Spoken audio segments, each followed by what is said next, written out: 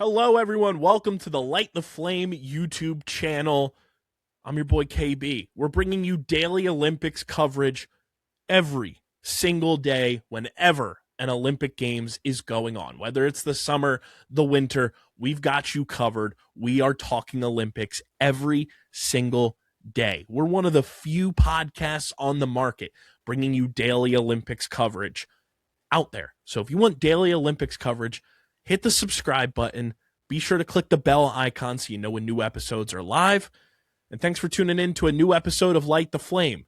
Now, let's get into that Olympics talk. Hello, everybody, and welcome into another edition of Light the Flame, an Olympics podcast presented by Underground Industries. Apologies for the delay in this episode being uploaded.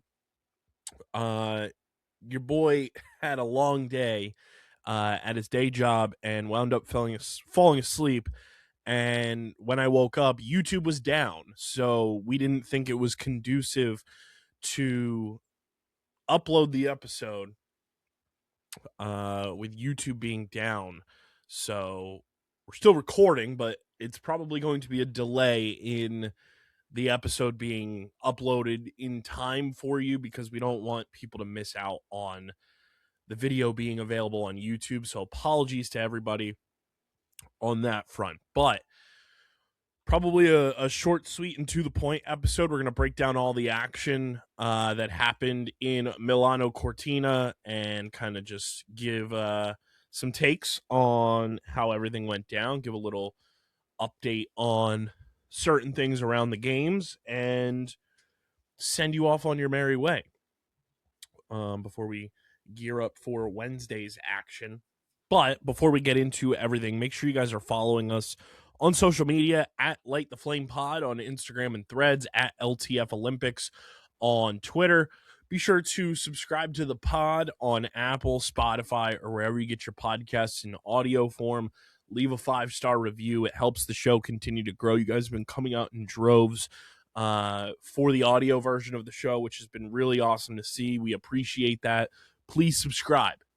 Apple, Spotify, leave a 5-star review. It really does help the show continue to grow, and it allows us to continue to do these Olympics podcasts every 2 years for summer, winter, and then down the line, it allows us to make this thing get built out bigger and better than it already has been.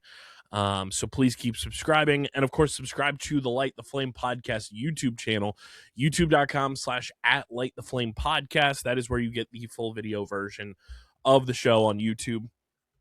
Leave a like on the video, drop a comment in the comment section, and click that bell icon so you know when new episodes go live. First time we've goofed up with getting an episode up late, but partially not our fault because YouTube was down. We are going to dive into the events, get into the medal table, and see how it all went down. Looking at the events from Tuesday, the women's team pursuit final. Canada. Oh, Canada. They get another gold in these games that has felt like it's eluded them for quite some time. When you think Winter Olympics, you think Canada to a degree and what they're able to accomplish. They get gold in the women's team pursuit final. Ivani Blondin, Isabel Weideman, and Valerie Malteus take the gold. The Netherlands take silver. Japan take the bronze in the women's team pursuit final. In the men's team pursuit final, the home nation of Italy take home gold. They outpace the United States, who take silver, and China round out the podium and take bronze in the men's team pursuit final for speed skating. In the Nordic combined, who else but the Nordic nation themselves, Norway. Jens Loras off Terbro goes a 24:45.0. Austria takes silver. Finland take bronze. But it's the Nordic combined, the men's Gunderson Large Hill final. If Norway didn't win this, I feel like there'd be some questioning to go about because it's named after your nation. You have to be the ones to win it.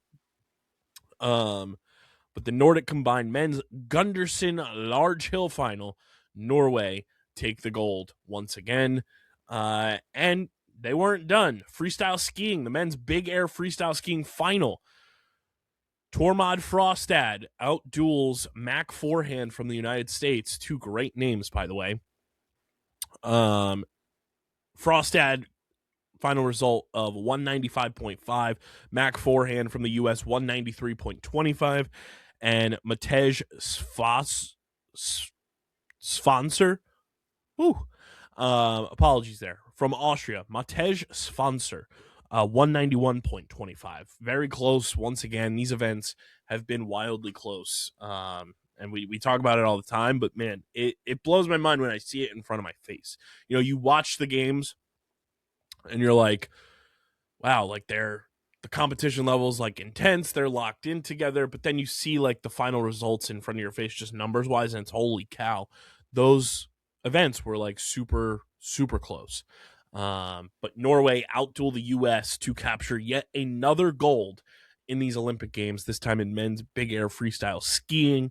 The men's two-man final bobsled. I believe this is just the second time this has happened this Olympics. We have a full podium sweep by one nation. Germany take gold, silver, and bronze. Insane in the men's two-man final. As we've joked, that is seeded rivalries. 339.7, 341.04, 341.52, the finishing times there for the men's two-man final bobsled. All German. That's crazy. That's also one of those moments where you're watching and you just kind of see the standings, and then the flag doesn't change for who's in the lead, and it doesn't change at all in this men's two-man final as Germany sweeps the men's two-man final bobsled. Gold, silver, and bronze for the Germans. The men's 4.75 kilometer relay final biathlon. France outdueled Norway. France take home the gold, 119.55.2. Norway takes silver at 120.05.0. And Sweden round out the podium with a bronze at 120.52.7. Nice job by France to take down Norway, who I believe were favored in that event, if I'm not mistaken. We move to men's ice hockey. The final bits of the, I believe it was quarterfinals for these. Yeah, no, these were qualifications. Apologies. Germany takes down France 5-1. Switzerland blanks the home nation of Italy 3-0. Czechia outduel Denmark 3-2. And Sweden take down Latvia 5-1. Sweden will... Where did I see this? Oh, and in that men's two-man bobsled final, the U.S. got fourth in that event. So just missed out on gold there. Or podium, excuse me. Where did I just see this?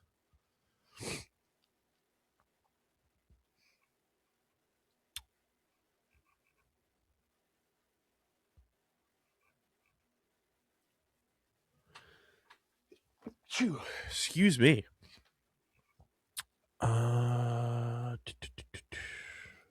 Maybe it was here. Here it is. Yes, Sweden will face the U.S. in men's hockey quarterfinal. So you'll have Sweden against the U.S. Once again, we had Sweden against the U.S. in the women's in the semifinal for the women's hockey. But we'll have, going into the semifinals, it will be Germany and Slovakia, Canada and Czechia, Finland and Switzerland, and then Sweden and the United States on Wednesday for the semifinals before the big shebang goes down. Obviously, those are the quarterfinals, not the semifinals. What am I saying? Fog brain. Those are the quarterfinals. So U.S. and Sweden, that'll be a good matchup. Sweden 2-1, the U.S. 3-0. That'll be a fun matchup for sure. Looking here at some of the headlines across the board.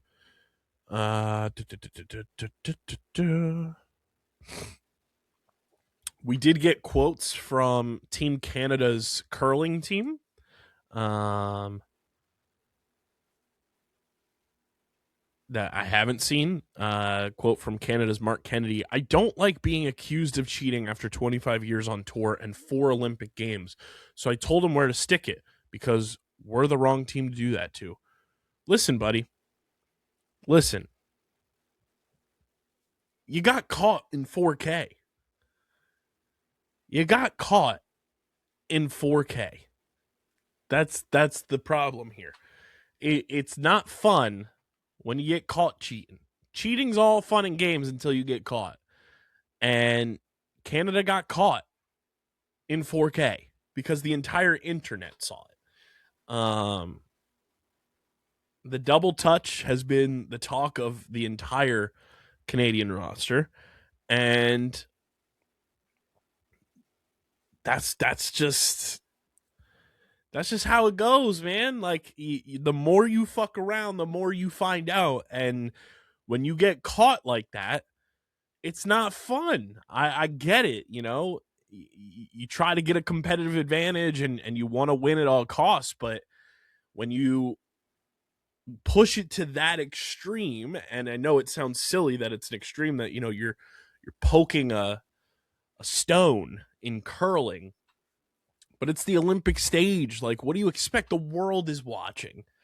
You know, everyone is watching, and the slightest little competitive advantage is going to be put under a microscope. And when people see, you know, something that looks a little off, the internet's going to run with it. And no matter how many IOC copyright claims get made about videos, people are going to get it out there. And when it's out there, even before it gets taken down, people will screen record it. They will flip flop the video. They will Zapruder film that thing. And then you're the talk of the games in your sport because you got caught cheating. That's just where it is. And I'm not saying you cheated because, you know, if you ever come on this show, I'd appreciate it. But if you want to address things, here's your platform. But I think a lot of people recognize you guys were kind of bending the rules quite a bit for what is the norm. So that's what happens, man. The age-old saying, the more you fuck around, the more you're going to find out. We will have Michaela Schifrin back in action on Wednesday. She will enter the start gate of the Olympic slalom as the favorite for gold for Team USA, which is awesome. She wasn't expected to medal in Sunday's giant slalom, despite being the 2018 gold medalist. And less than a year ago, she didn't know if she would even stand another giant slalom start gate after she got injured. So very cool that on Wednesday she's going to be able to compete and potentially win the gold after her injury. So shout out to Michaela Schifrin on that front. Loaded action on Tuesday, and it's been a heated race on the medal table, which we will get to momentarily. But looking ahead to Wednesday's action, we've got a number of events that pique my interest. We got men's slopestyle and women's slopestyle final in snowboarding. That'll kick off early in the morning for the men at 5:20 a.m. Eastern, followed by the women at 8:30 a.m. Eastern. We've got the short track speed skating women's 3,000-meter relay final and the men's 500-meter final. That's going to be a lot of fun. We've got the freestyle skiing women's aerials final.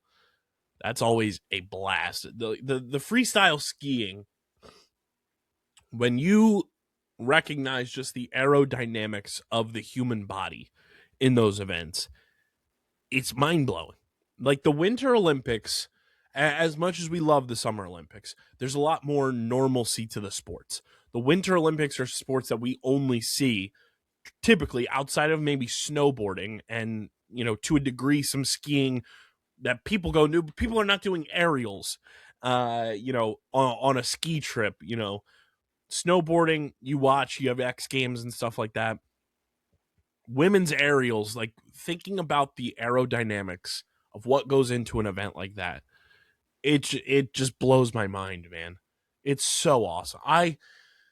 This Winter Olympics has just like reaffirmed how much I love the Olympics. That's the gist of this whole thing, is recognizing how awesome these sports are, and the fact that we have people who have dedicated their entire lives to curling, to luge, to skeleton, and to the biathlon, like all of these winter sports. Like we saw, I'm gonna pull this up here. We saw on Monday, like what dedicating your life. Helena Myers Taylor for Team USA, like she's a 40-year-old mom, 5-time Olympian, finally gets over the hump and wins gold in that women's bobsled final, in the monobob. Like, think about the time, the dedication, like 5-time Olympian. That's 20 years. She's 40. Half of her life has been dedicated to putting in the time, effort, the work, the blood, sweat, and tears that is needed to finally walk away an Olympic gold medalist. I was like emotional watching her podium, like watching her stand on that podium and recognizing, like they do the feature on her on NBC Primetime, and watching that and just recognizing how much time and dedication and hard work she's put in over 20 years in terms of Olympic competition, to go along with 2 sons who are deaf, the amount of time, dedication, hard work that goes into being a mom in general. But then you put in the additional, obstacle of 2 deaf sons. And not saying that it's an obstacle, but it's not your traditional thing. Not every kid is born deaf. So that's another thing that you have to learn and adapt and build with, to make sure that your kids are having the best life possible. And Alana Myers Taylor, to me, she's like a focal point of what the Olympics are all about. She is the ethos of what the Olympic Games embody. And it's the spirit of competition. It's the never giving up. She could have walked away from Olympic competition if she wanted to. She's a 5-time Olympian now, 4-time Olympian prior to this Olympic Games. Mom of 2, married, awesome life. You got to say you represented Team USA. You were an Olympian, a multi-time Olympian, but she never quit, and she pushed to that final hurdle and walked away an Olympic gold medalist now. She's a 5-time Olympian, an Olympic gold medalist, an all-world mom, an all-world wife.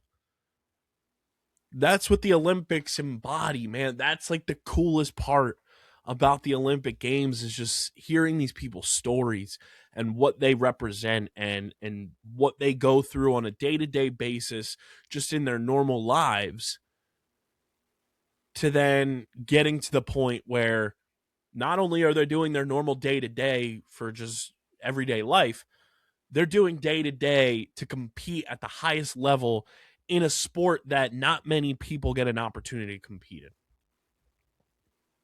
How many people do you know, all listening and watching at home, that compete in the monobob bobsleigh? Guarantee it's probably less than 1% of our listening and viewing audience combined. So to see like what these athletes do to be prepared and to go into competition at the highest possible level, it's nothing but respect and just like admiration from me. Like, And it just reminds me like why I love the Olympics and why when we're kids we look up to Olympic athletes like the Shaun Whites, like Michael Phelps, like Katie Ledecky, like Apollo Anton Ono, um, Lindsey Vaughn. Like you remember and recognize why Olympic athletes are heroes to everyone, but more importantly, growing up as a kid, like you remember why these athletes are larger than life and are even more so like regarded as the greatest Olympians. Simone Biles, like why they're regarded as the greatest athletes on planet Earth. We see your traditional four sport athletes and we look up to them big time. Don't get that twisted either. But when you have these athletes who are competing on the largest stage every 4 years, depending if it's summer or winter, obviously, but then you just see their level of competition and it's a global event. There's nothing that beats that, and it's just truly an incredible thing. So yeah, this Olympics is really like hammered home and reminded me why I love the spirit of competition of the Olympic Games. It's truly an awesome feeling to like recapture that magic. I feel like it's when you go to Disney as a kid and you feel the magic everywhere and all that good stuff. And then you get older, maybe, you go back when you're in your mid 20s, early 30s, probably feels a little bit different. The Disney magic may not necessarily be there in the same way it was when you were 5, 6, 7, 8, 9 years old.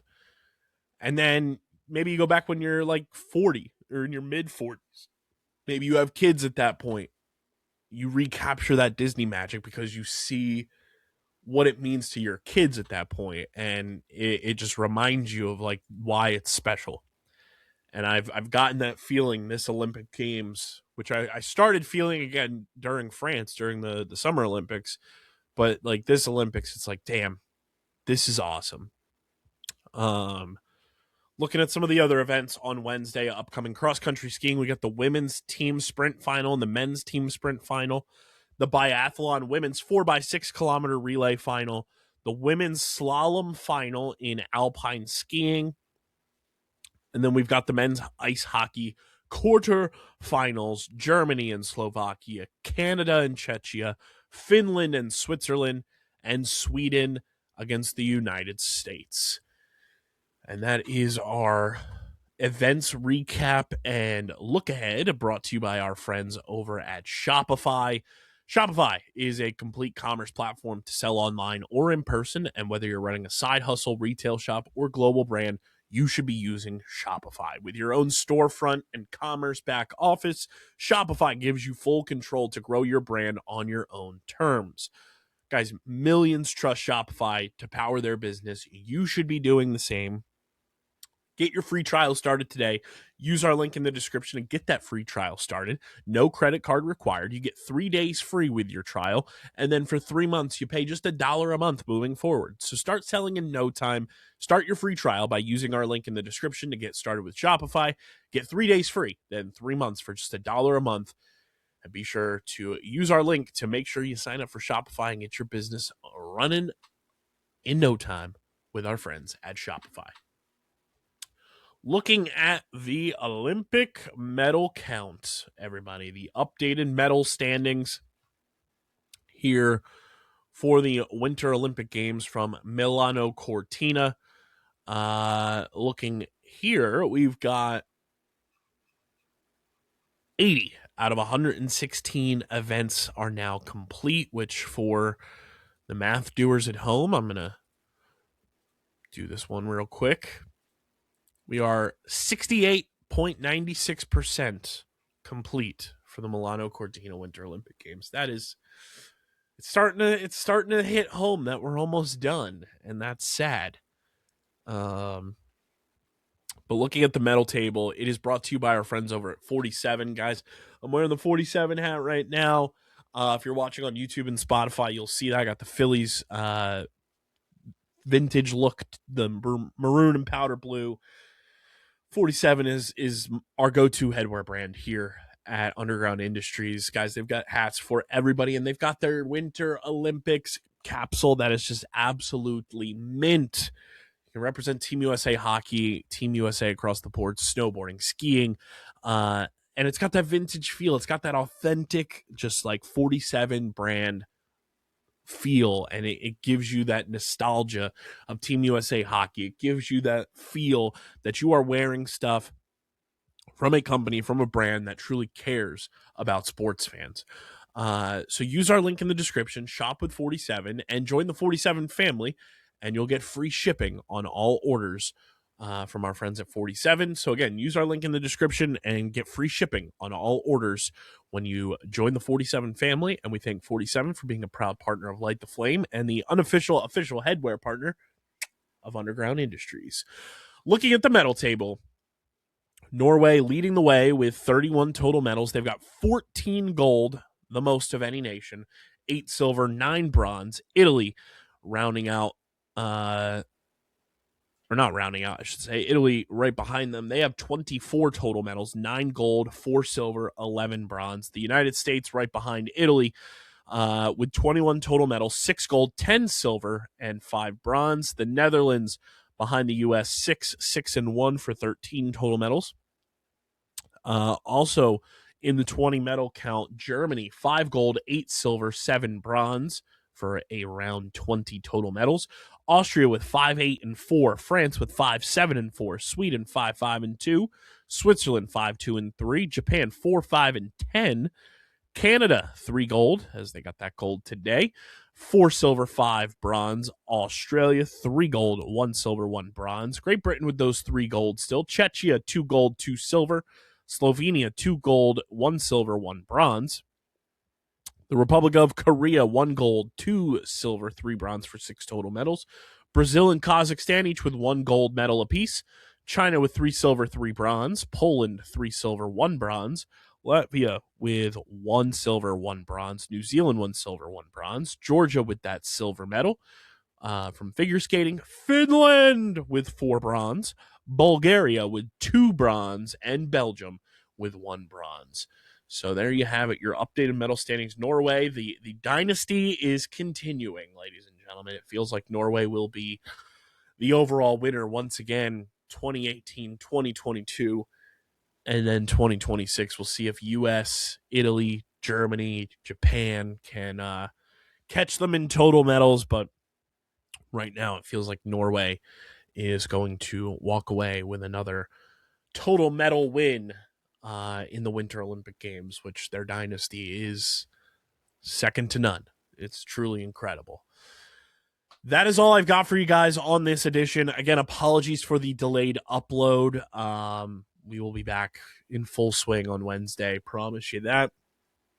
So be sure to follow us on the socials at Light the Flame Pod on Instagram and Threads, at LTF Olympics on Twitter.